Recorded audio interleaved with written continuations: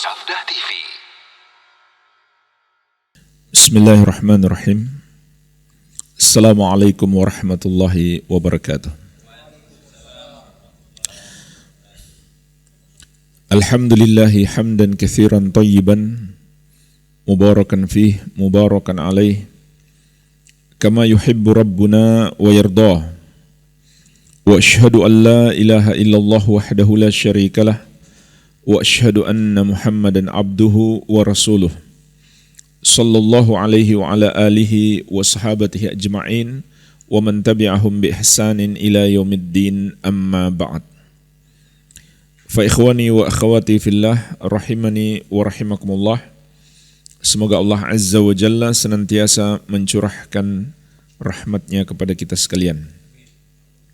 Kita lanjutkan insyaallah ta'ala pembahasan kitab At-Tauhid yang disusun oleh Syekhul Islam Al-Mujahidul Mujaddid Al-Imamul Allamah Al-Syekh Muhammad At-Tamimi rahimahullahu ta'ala rahmatan wasi'ah. Kita sampai pada bab yang ke-52. Penulis rahimahullahu ta'ala menyebutkan babun la yuqal assalamu alallahi. Bab tidak boleh mengatakan keselamatan atas Allah subhanahu wa ta'ala. Di dalam bab ini, penulis rahimahullah menyebutkan satu dalil saja. Kata beliau, fis sahih, di dalam as-sahih, yaitu sahih al-Bukhari dan Muslim, an Ibni Mas'udin radhiyallahu anhu qala, dari sahabat yang mulia Abdullah bin Mas'ud, semoga Allah meridhai beliau, ia berkata, kunna idza kunna ma'a Rasulillahi sallallahu alaihi wasallam fi sholati qulna assalamu 'ala Allahi min ibadihi assalamu 'ala fulan wa fulan. Dahulu kami ketika bersama Rasulullah sallallahu alaihi wasallam tatkala melakukan salat, kami mengucapkan keselamatan atas Allah dari hamba-hambanya, keselamatan atas fulan dan fulan. Faqala an-nabiyyu sallallahu alaihi wasallam, maka Nabi sallallahu alaihi wasallam bersabda, la taqulu assalamu 'ala Allahi. Janganlah kalian mengucapkan keselamatan atas Allah, fa innallaha huwas salam. Karena sesungguhnya Allah dialah As-Salam. As-Salam adalah salah satu nama Allah yang artinya Allah yang maha selamat. Selamat dari apa? Dari segala kekurangan atau dari segala keburukan atau dari segala aib. Allah dialah yang maha selamat. Serta dia pula yang maha mampu memberikan keselamatan kepada hamba-hambanya. Jadi arti as-salam, Allah maha selamat, adalah selamat dari segala keburukan, kekurangan-kekurangan maupun aib. Serta Allah subhanahu wa ta'ala dialah yang maha mampu memberikan keselamatan kepada hamba-hambanya.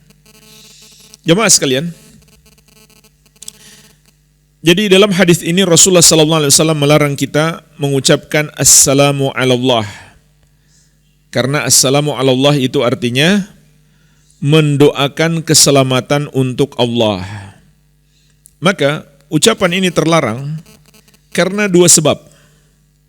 Yang pertama, Allah itu sendiri adalah as-salam, yang maha selamat. Sehingga kita enggak perlu mendoakan dia supaya selamat, karena dia sudah maha selamat. Yang kedua, dia tidak membutuhkan makhluknya, sehingga makhluk perlu mendoakannya. Bahkan makhluk yang membutuhkannya. Jadi ini dua sebab, sehingga mendoakan Allah, keselamatan atas Allah, itu adalah ucapan yang terlarang. Karena itu menunjukkan seakan-akan Allah belum selamat, atau Allah membutuhkan makhluknya untuk mendoakannya. Padahal dialah Allah Subhanahu wa ta'ala yang maha kaya, lagi maha kuat, maha cukup, sama sekali tidak membutuhkan hamba-hambanya. Oleh karena itu, kita pun paham ucapan seperti ini mencacati tauhid. Maka Syekh penulis rahimahullahu ta'ala menyebutkan dalam kitab At-Tauhid agar kita menghindari semua ucapan-ucapan yang mengandung kecacatan di dalam tauhid. Apakah mengurangi tauhid kita atau bahkan menghilangkannya sama sekali. Ini termasuk pelajaran penting yang bisa kita petik dari hadis ini. Hendaklah kita jauhi semua ucapan-ucapan yang dapat mengurangi tauhid kita, apalagi yang dapat menghilangkannya. Maka dari itu hendaklah kita berhati-hati dalam berucap. Di dalam hadis ini juga terkandung pelajaran yang lainnya, yaitu teladan dari Nabi kita, Nabi Muhammad SAW, yang selalu melakukan amar ma'ruf nahi mungkar. Tidaklah beliau mendengarkan ucapan yang mungkar kecuali beliau menegurnya. Tidak beliau diamkan.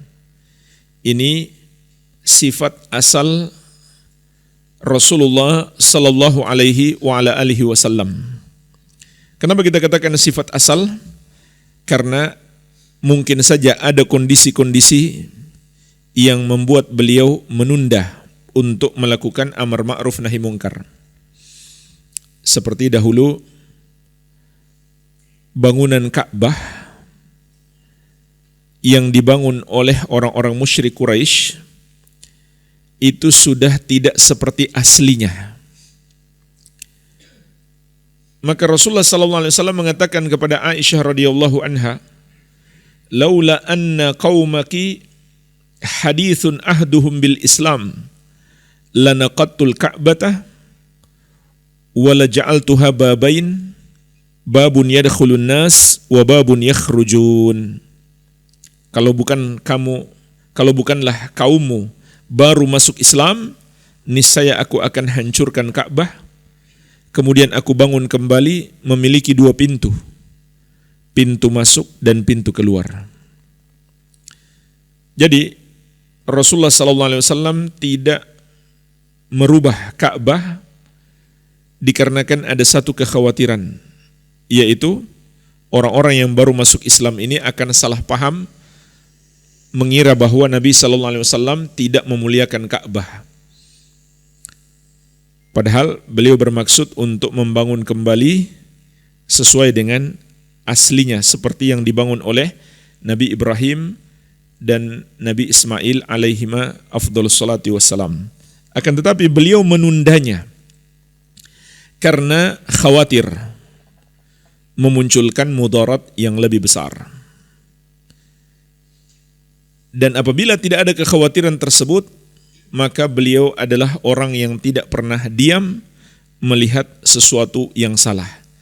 Ini suatu teladan yang patut kita ikuti pada diri Rasulullah sallallahu alaihi wa ala alihi wasallam, dan beliau juga telah bersabda, "Man ra'a minkum munkaran falyughayyirhu biyadihi, fa in lam yastati' fa bilisani, fa in lam yastati' fa biqalbihi, wa dzalika adhaful iman." Siapa di antara kalian yang melihat kemungkaran, hendaklah dia rubah dengan tangannya.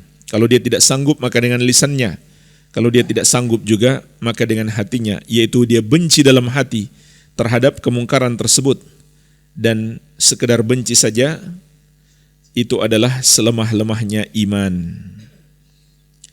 Jadi hadis ini mengandung pelajaran bagi kita. Rasulullah SAW tidak mendiamkan kemungkaran, beliau langsung menegur orang yang melakukan kemungkaran tersebut, walaupun orang itu tidak bermaksud untuk melakukan kemungkaran, Di sini sahabat mengucapkan assalamu alallah min ibadihi.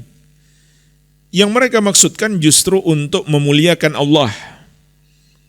Akan tetapi dalam ucapan tersebut mengandung kemungkaran sehingga Rasulullah SAW menegur ucapan mereka tersebut. Ya.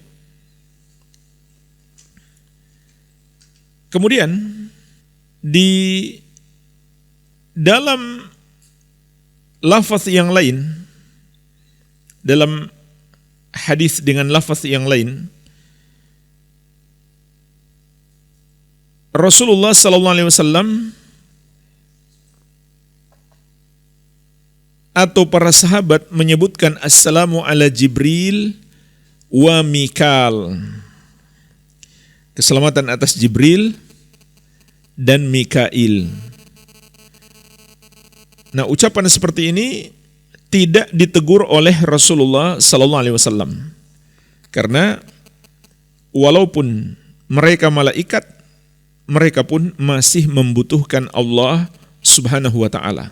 Sebagaimana mereka membutuhkan doa dari yang lainnya. Jadi yang ditegur oleh Rasulullah SAW hanyalah ucapan assalamu alallahi. Sedangkan ucapan assalam ala Jibril wa Mikal tidak ditegur oleh beliau karena walaupun mereka malaikat, mereka masih makhluk, mereka masih hamba yang membutuhkan keselamatan dari Allah sebagaimana mereka membutuhkan doa dari makhluk yang lainnya. Pelajaran yang lainnya yang bisa kita petik dari hadis ini juga, Rasulullah SAW memberikan contoh kepada kita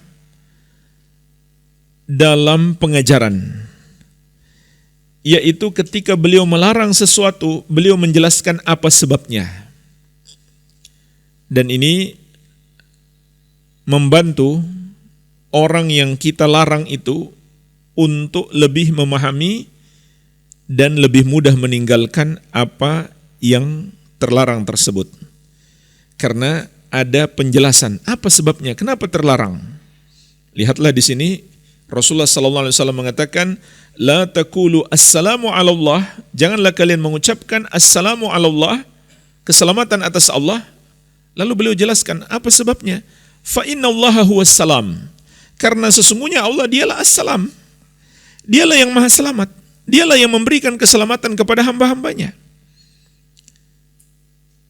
Sehingga dia tidak butuh untuk didoakan supaya selamat. Dia sudah maha selamat. Dan dia tidak butuh kepada hamba-hambanya. Sebab dia maha cukup, maha kaya. Sama sekali tidak membutuhkan hamba-hambanya.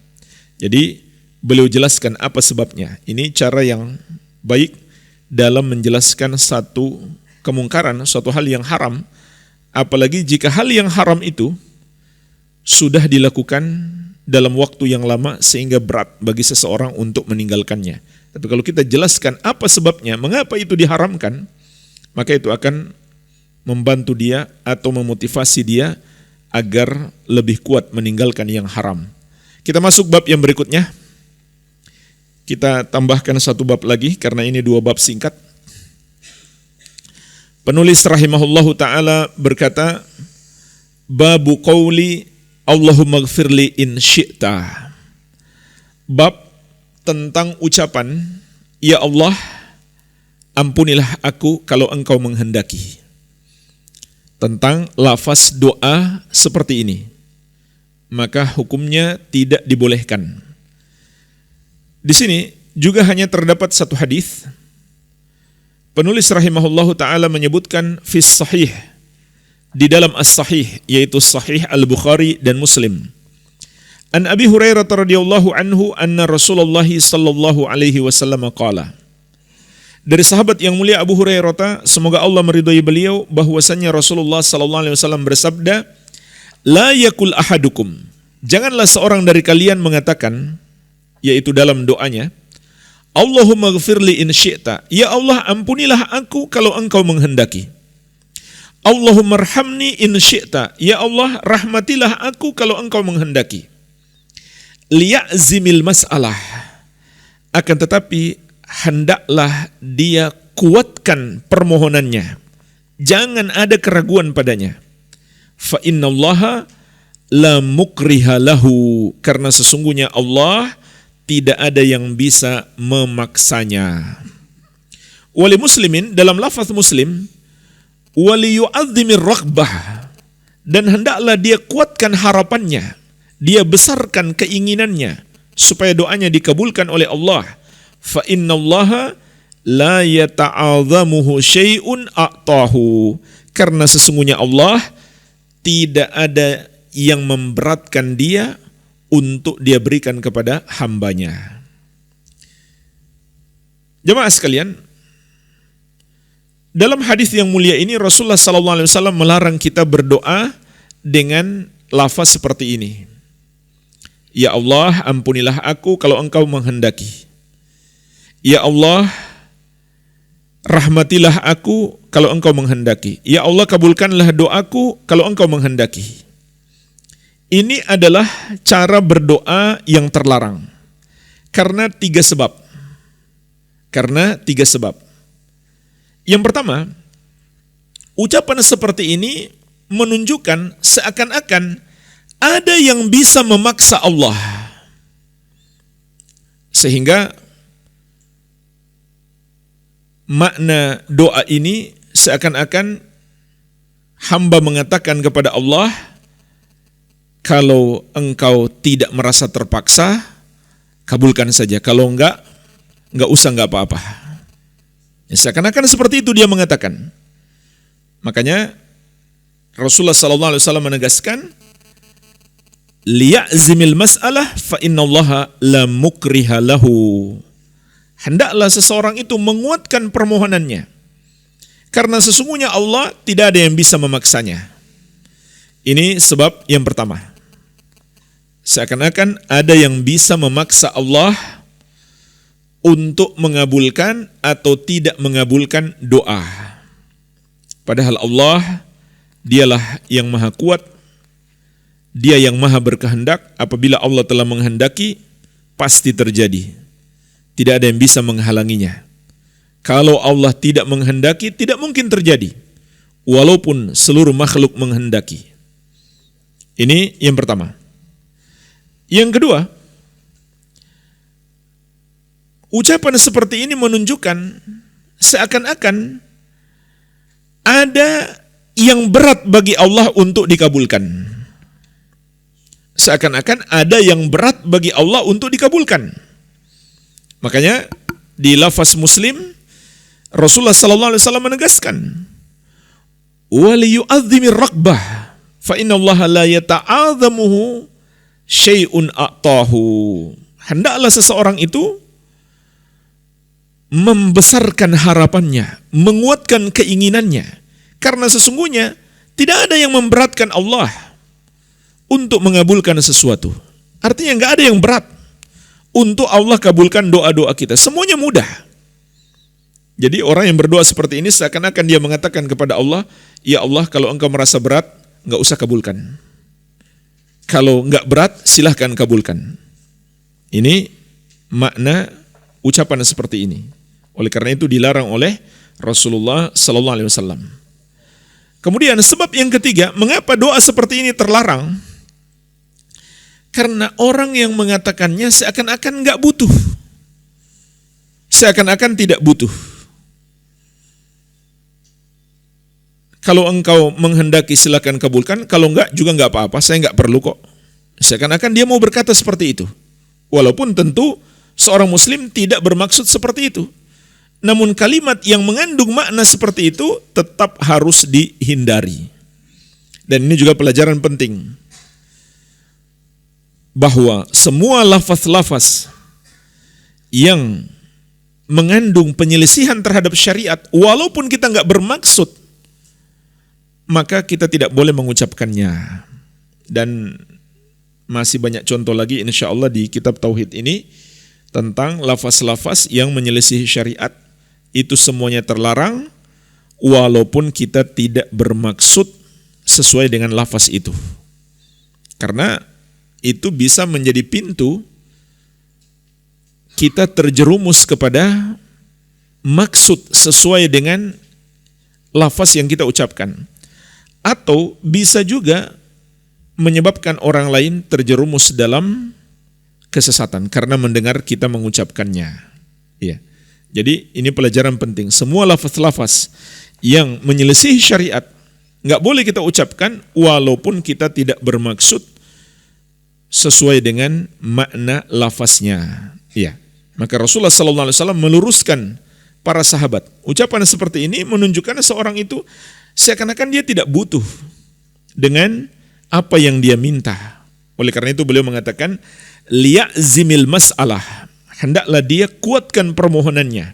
Maksudnya, jangan dia mengucapkan kata-kata seakan-akan dia masih ragu dengan apa yang dia minta.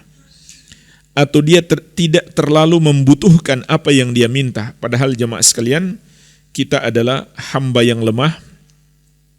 Sedikit pun kita tidak akan bisa lepas dari kebutuhan terhadap Allah Subhanahu wa ta'ala.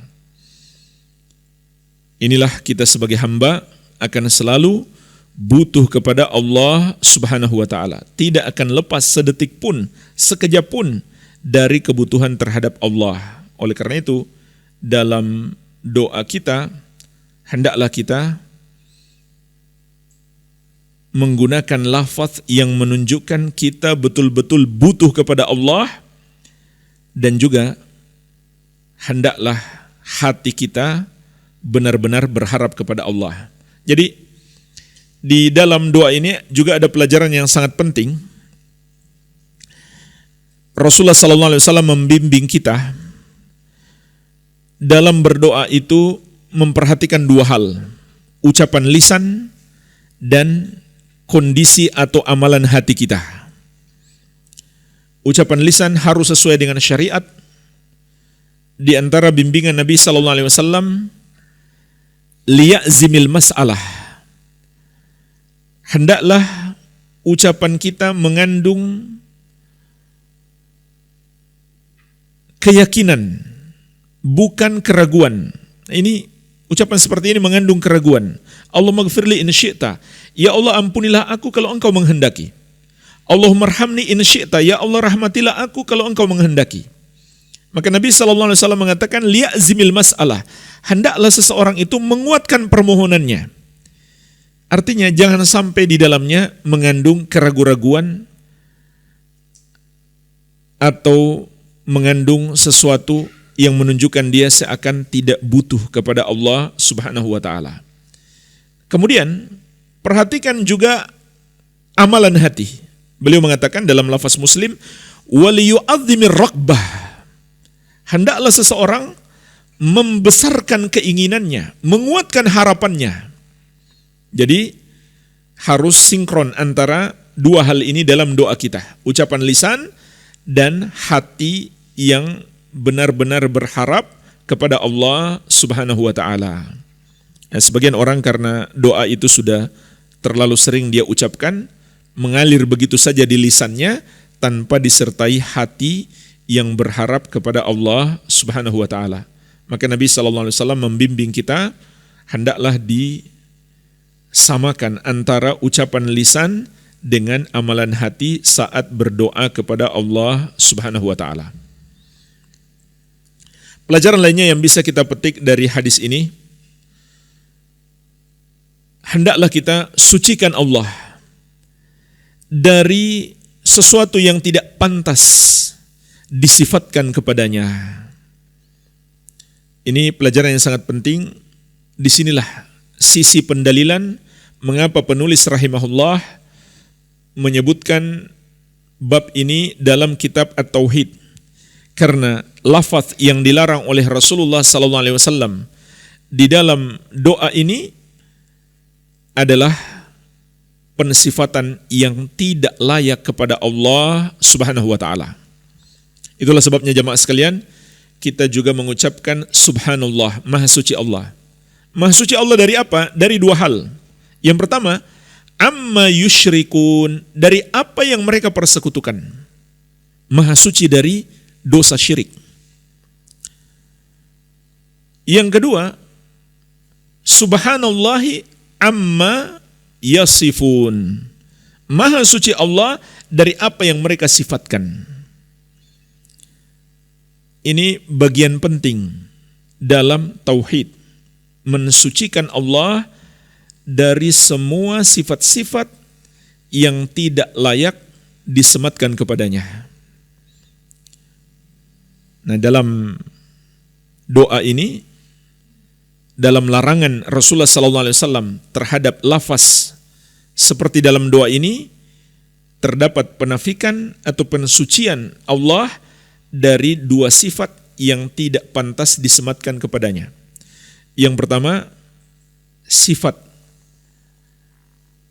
dia dapat dipaksa oleh pihak lain, oleh makhluk.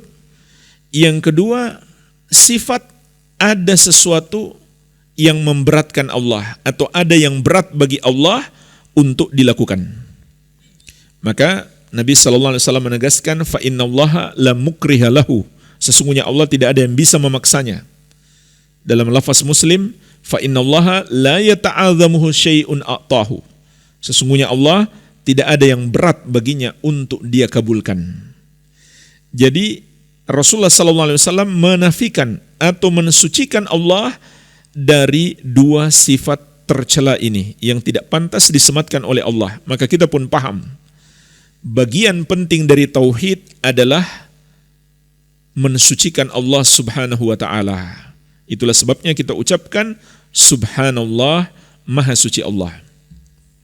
Walhamdulillah, mungkin cukup dua bab ini yang bisa kita bahas di kesempatan ini. Semoga bermanfaat. Lebih dan kurangnya saya mohon maaf. Wabillahi taufik. Subhanakallahumma wa bihamdika asyhadu an la ilaha illa anta astaghfiruka wa atubu ilaik. Wa sallallahu ala nabiyyina Muhammadin wa alihi wasallam. Wa akhiru da'wana anil hamdulillahi rabbil alamin. Wassalamu alaikum warahmatullahi wabarakatuh.